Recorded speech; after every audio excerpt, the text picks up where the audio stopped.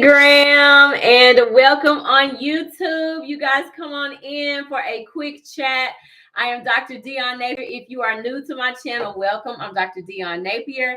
I am an 11-year university trained classical singer turned commercial style voice coach, and I specifically help professional level opera singers and bel canto voice teachers learn how to sing commercial music without sounding operatic.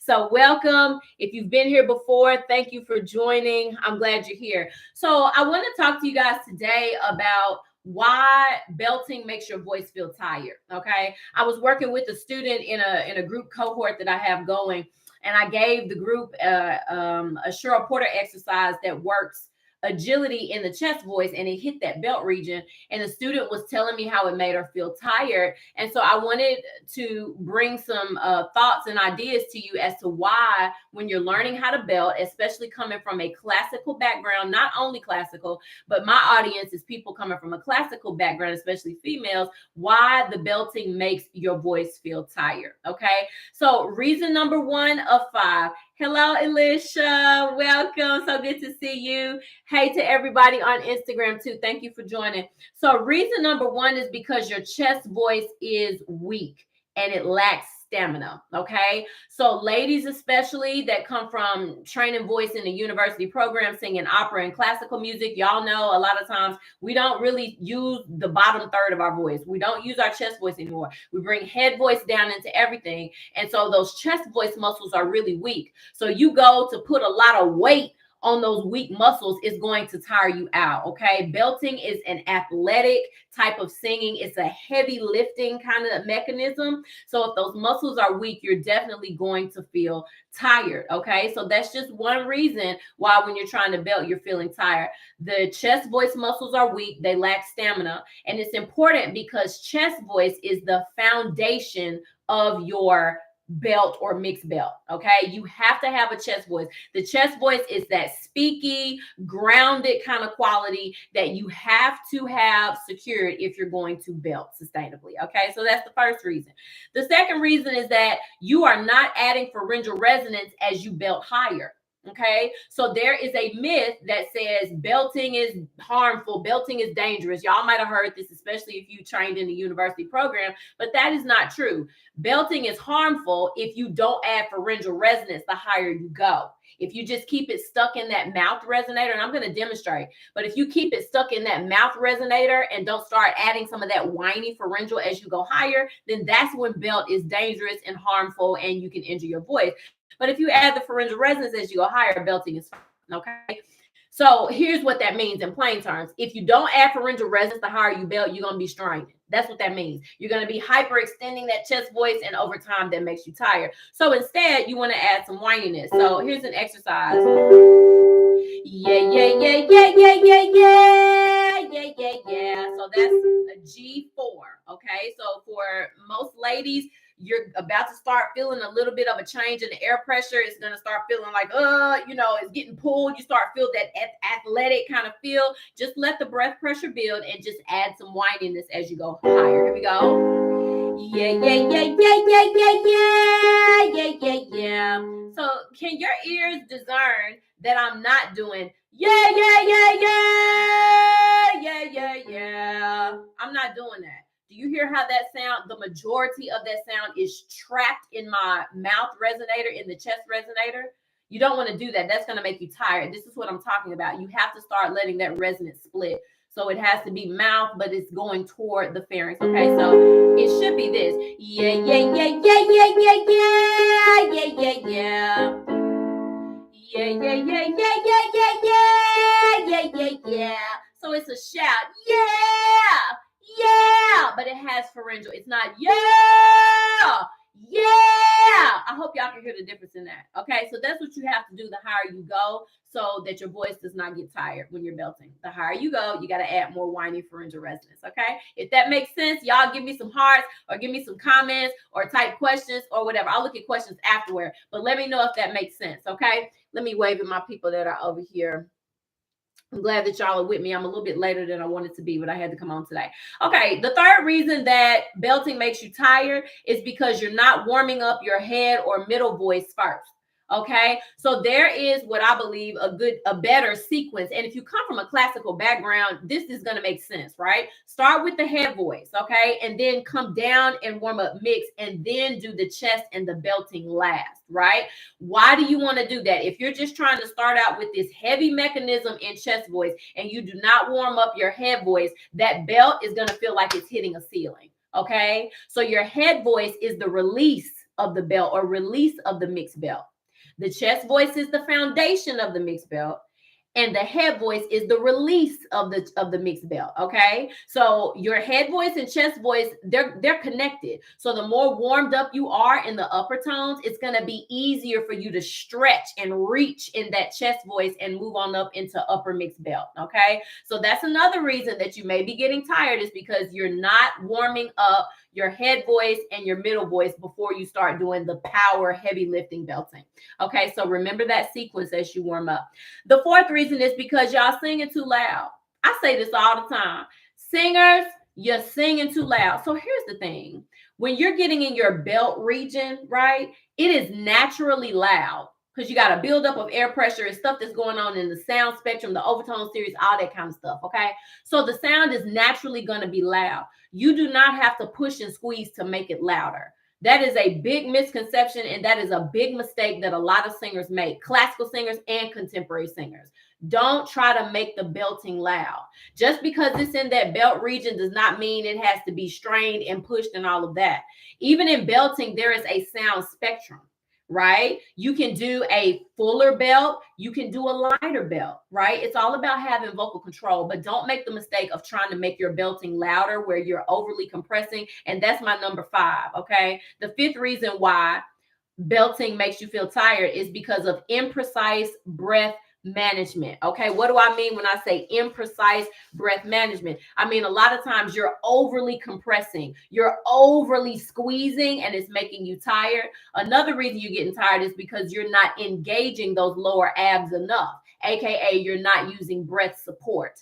Okay, so you have to support the tone, guys. Your body, your lower abs especially, have to be engaged when you're doing this chest belt. You can't just yell from your throat. Otherwise, that's going to make you tired. You're just relying on the muscles, and those muscles are going to get tired. You have to have that air underneath you as well. Okay, so an example of precise breath management, I say think about it as a gentle air compression, like a gentle glide. So something like, hey, hey, versus hey. You hear the difference in that? The second one is squeezed and overly compressed, and you're going to hit a ceiling and you're going to tire out. The other one, I am using my breath just like I do in classical singing, opoggio, leaning on the breath to produce the belt tone. So, hey, go up another one. Hey,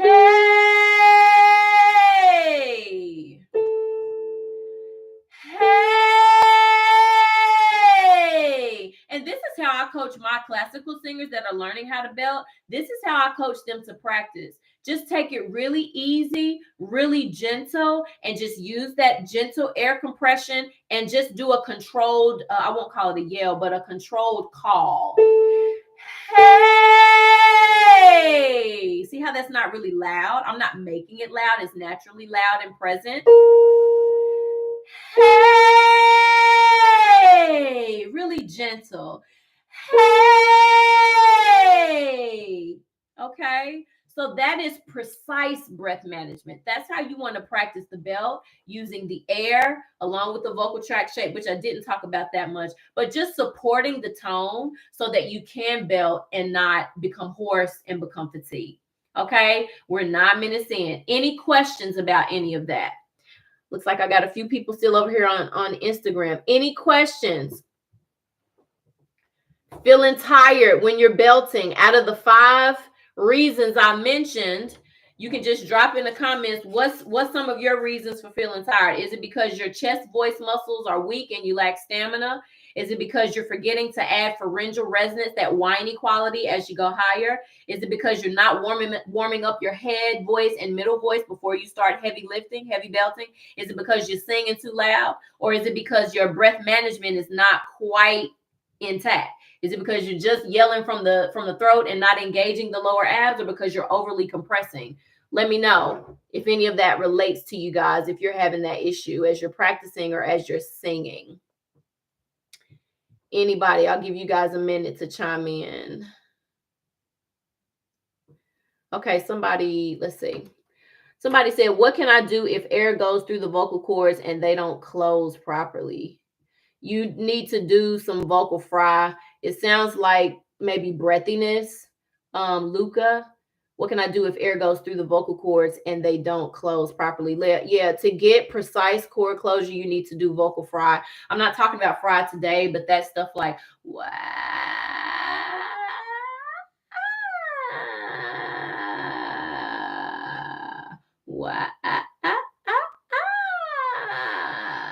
You need to do things like that just to train the inner edges of your folds to connect really gently, and then you can build from there.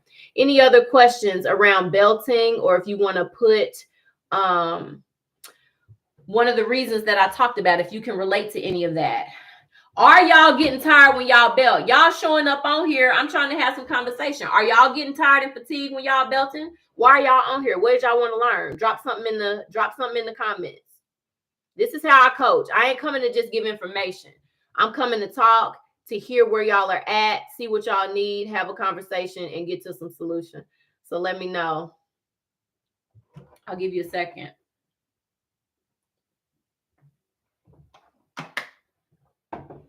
I used to get tired as I don't know what trying to belt because my chest voice was shot as a classical singer. I didn't use my chest voice for, you're welcome, Luca. I didn't use my chest voice for many, many years as a classical singer. And so I went to try to start singing commercial music, and I had to beef up that chest voice. My muscles were very weak and I would get very tired. And yes, it did make me kind of afraid, just feeling that fatigue. But I realized like the voice it's a muscle. These vocal cords are muscles. And so if you build them, if you condition them, or in a classical context, if you recondition them, you can definitely sing the contemporary music, but you got to recondition. Somebody sent a request to be, I don't take requests to be in live videos. So somebody said, I think my biggest issue is breath support. Yeah, that's important. It's vital. It is vital. You have to support that tone when you are singing in the belt region. You have to, otherwise you're definitely going to get tired. Now, when you're in the lower part of the chest voice and you're not exactly belting, usually, especially in contemporary style, you can relax more because it's more speech-like, it's more conversational, or you're using different textures like breathiness or whatever to convey the mood that you want. But when you get in that belt region, honey, you got to have those lower abs engaged. It feels forced and shallow when I belt. Yeah. So you need to work on that gentle air pressure. Gentle air compression. You can go back and catch this video doing those slides.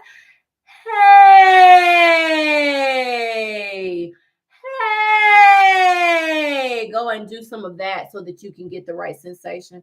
Somebody says, sometimes I get phlegmy while practicing belt. Is that a concerning issue?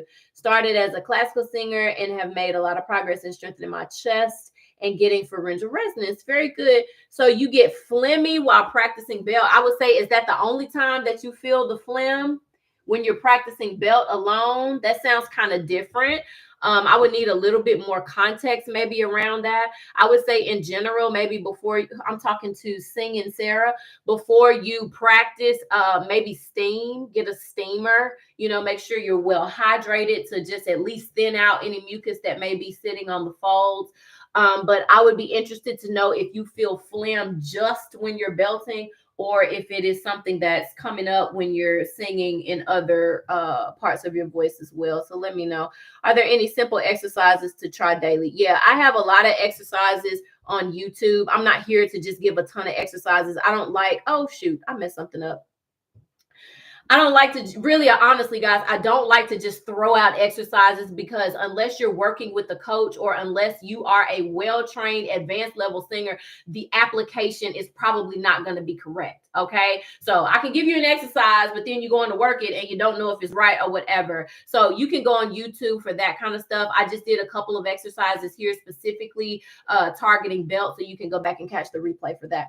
Okay. Virginia says, when do you start belting and switch from chest for a soprano? So typically, Virginia, for a soprano, your belt region, usually you feel an audible shift at A4. That's where most ladies feel like, uh-oh, I got to start doing something else. But your true belt region scientifically is from G4 to C#5. And that's based on science, overtones, all those things. Okay. So usually my ladies, they feel that, oh, something is happening. I can't drag that chest beyond A4. Sometimes you need to start one or two half steps down, start blending and mixing and camouflaging. So as you come over that bridge, it still is not sounding like an audible flip. It's not sounding like that, but it's sounding smooth and connected because you are shifting before you get to the bridge, not right when you get to the bridge. Okay. So you would have to judge that and see when you feel that pressure start building and you're starting to strain. For most of my ladies, it's at A4, but it might be a couple of half steps lower. I hope that answers your question. Okay. Somebody says, one of my biggest issues is a weak mix in the lower register. Would love a richer tone in lower chest mix. Okay. So my question would be to you. I think this is Amelie. Sorry, JS. I see your question. Sorry if I got your name wrong. If you're struggling with a weak lower mix, which is what I'm talking about, a lower mix belt, I would ask you, what's up with your chest voice? Is your chest voice secure? Because in order to belt and have a powerful belt, you have to have a secure foundational chest voice. Healthy or sustainable belting is not only chest voice, it's not chest exclusive, okay? But it is chest dominant, especially on the bottom end. So if your chest voice is not secure, there's no way you can produce a believable chest dominant sound. So I would say you probably need to go back and just strengthen your chest voice coordinations, hook back into that speech level, everyday chest voice. One thing that I like to do really easy is a no, no, no, no, no, no, no, no, no, oh no, no, no, no, no, no, no, no, no, no, oh no. Make it really speaky. No, no, no, no, no, no, no, no, no, oh no. No, no, no, no, no, no, no, no, no, oh no. No, no, no, no, no, no, no, no, no, oh no. No, no, no, no, no, no, no, no, no, oh no. So that's A4. Oh no. See, it's getting a little shouty, right? So I have to start adding that pharyngeal resonance. Okay, so that's what I would recommend for you. Thank you for the question. Anybody, did somebody else have a question that I missed? Anybody else? Let's see, subscribers to YouTube. Thank you. Okay, I don't know what that person is talking about, but let's see. I think those are all the questions so far, guys. Any questions over here on YouTube? Anything before I hop off? What kinds of questions can we ask? This is for classically trained singers who are having a hard time learning to belt, or they're getting tired when they're belting. So that's my audience, and my audience knows what that means. So I'm taking questions around that. Okay. You're welcome. Somebody said thanks for sharing. Thank you for being here. Okay, guys. So for the next, I'll tell you this is only for advanced level opera singers, bel canto voice teachers, and professional musical theater performers.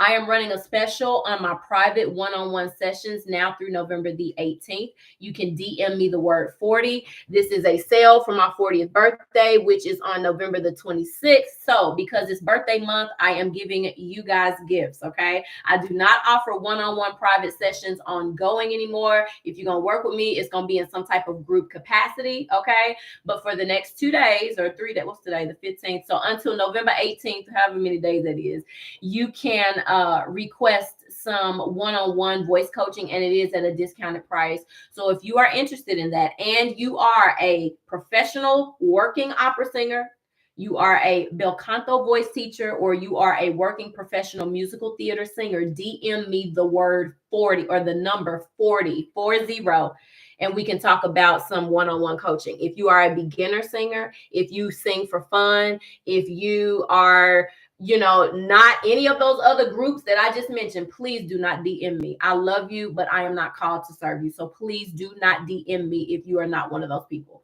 Okay. All right. I love everybody. I hope y'all are all right. I hope this is helpful. Replay watchers, thank you. Thank you. I'm always so glad for you guys. Drop your comments if you have them. And I think we're done over here. I think that's all the questions. I'm just going back through. Happy birthday. Thank you. My birthday is on November the 26th.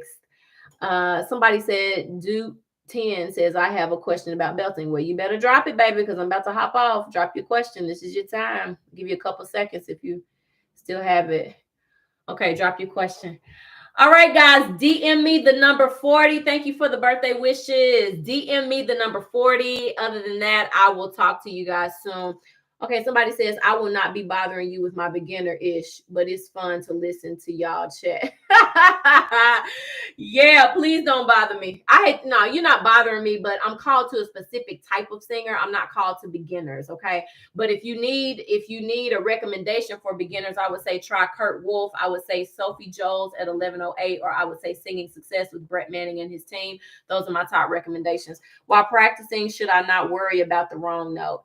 Okay, so this sounds like a question that's not from my target audience. My target audience, they know how to sing. They're not talking about wrong notes, okay? So I don't know what level you're on, but while you're practicing, you do want to aim for pitch precision, okay? So you said while trying to get the mechanics of it right as far as belting. Yeah, you should have precise pitch, okay? If your pitch is sagging, you need to go back and do some ear training or work on the pitch matching. Okay, that's not what I do. I don't do that's basic stuff. I don't cover that. But I would say, yeah, you need to go back and work on the pitch precision, and then maybe don't squeeze so much. A lot of times the pitch can sag when you're trying to strain and pull. You need to ease off the gas, right? Make it a little bit lighter. Okay, great. I gotta go. 21 minutes. I love everybody. See y'all later. Bye.